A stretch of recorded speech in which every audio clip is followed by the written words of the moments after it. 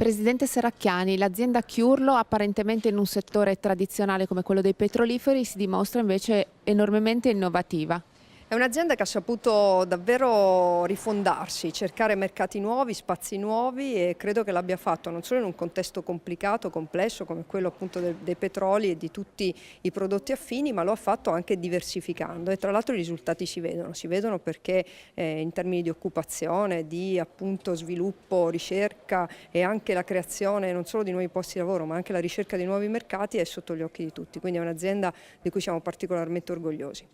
Overit vuol dire 3D, realtà aumentata, una tecnologia avanzatissima che esporta al Friuli Venezia Giulia addirittura oltreoceano. Sicuramente un'eccellenza del nostro territorio, è una società ormai affermata con una realtà occupazionale molto importante non soltanto in Friuli Venezia Giulia ma direi in giro per il mondo, ma soprattutto è un'eccellenza perché sta lavorando in un settore, quello della realtà aumentata ma anche di information technology che riguarda altri settori nei quali siamo sostanzialmente i primi e quindi credo davvero che sia importante non soltanto per il nostro territorio ma